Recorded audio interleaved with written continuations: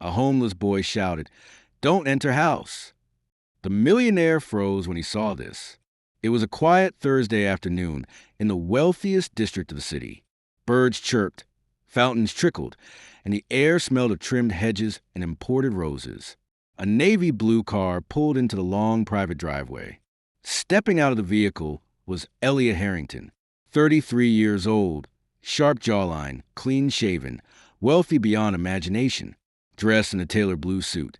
He walked toward his mansion's front door with the weight of confidence only money could buy. In one hand, he carried a sleek leather briefcase. His mind was already occupied: merger deals, client dinners, and the next billion-dollar move. But just as he raised his hand to unlock the door, a scream split through the air. "Stop. Don't open it." He spun around.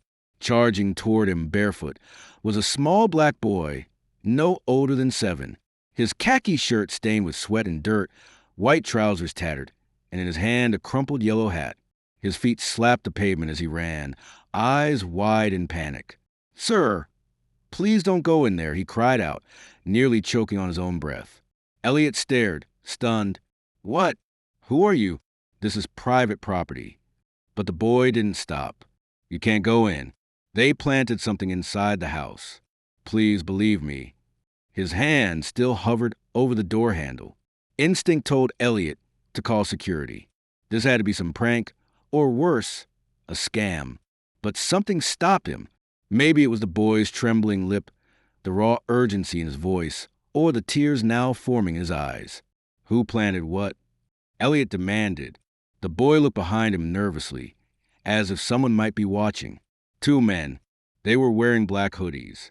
"They broke in last night. I saw them. I was sleeping behind your trash cans. They didn't see me." Elliot narrowed his eyes. "What did they do?" The boy's voice cracked. "They said, 'The rich always win, but tonight he won't wake up.'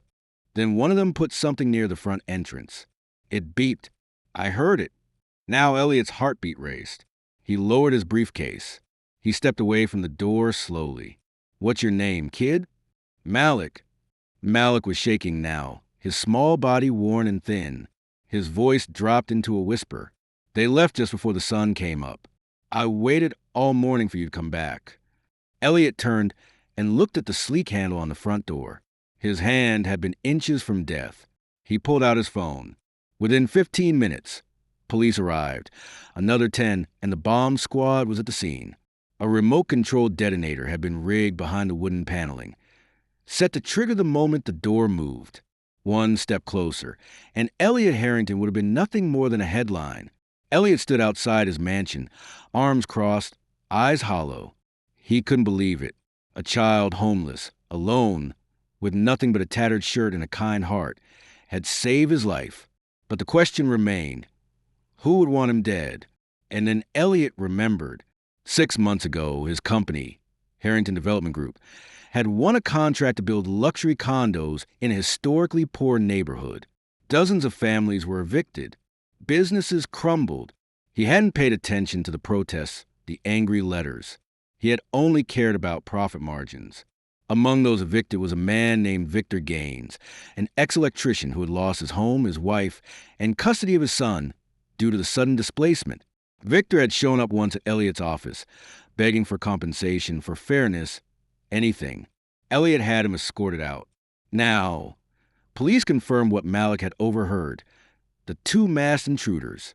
One was Victor himself, the other an accomplice with a background in demolitions. They had planned to make a statement, to remind Elliot and the world that actions had consequences. But they didn't count on a child sleeping behind the trash bins. A child nobody noticed. As officers swarmed the scene, Malik sat quietly at the edge of the garden steps, gripping his yellow hat, watching.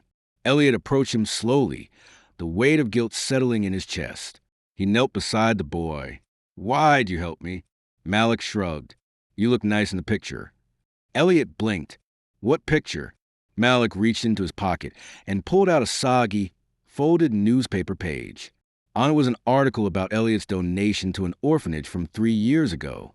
Malik's fingers trembled as he held it out. "I used to live there," he whispered. The silence that followed was heavy.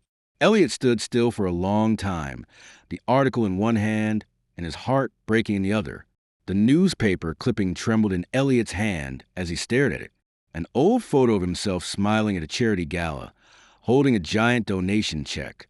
He remembered the event vaguely, a PR move, a few $1 million thrown in an orphanage to soften his company's image after bad press. He hadn't stepped foot there since. But Malik remembered.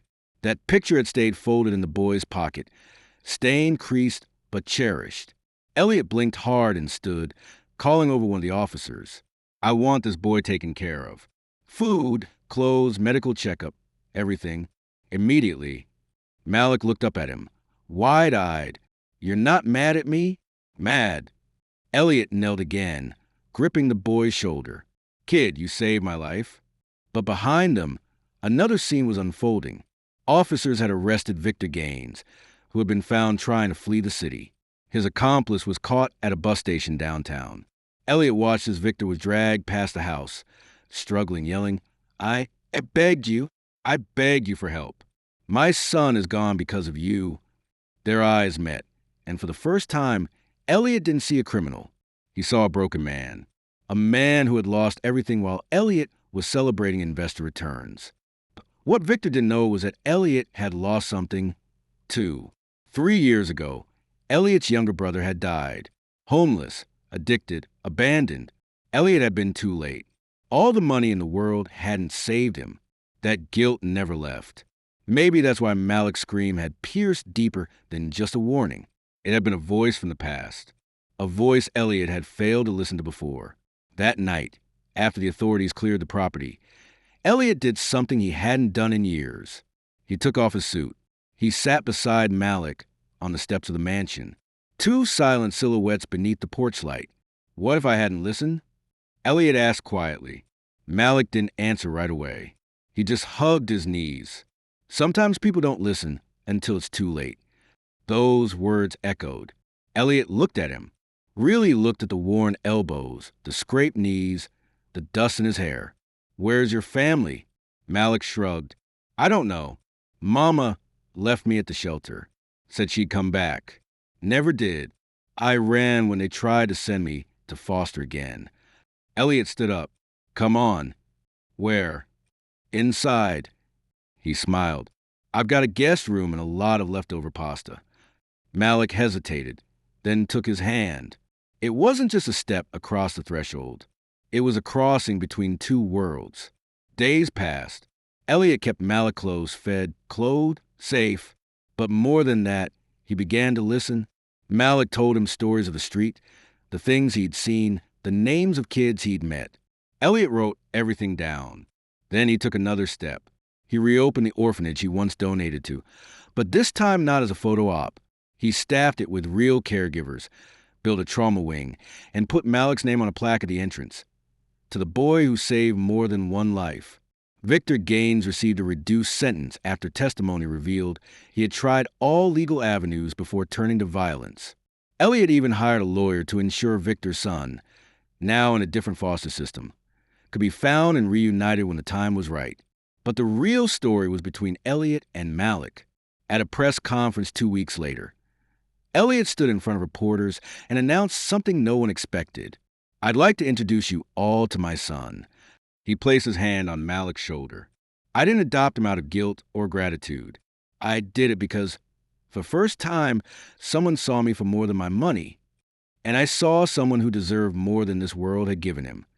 Malik looked up at him with teary eyes, still holding that old yellow hat. And that house, the one where Elliot almost died, became the place where he truly began to live, not alone, but with a son who would save him in every possible way. If you enjoyed this story, don't forget to give a thumbs up and hit that subscribe button for more emotional, dramatic, and unexpected tales. And let us know in the comments, where in the world are you watching from? We love hearing from all of you. Until next time, stay kind, stay curious, and keep watching.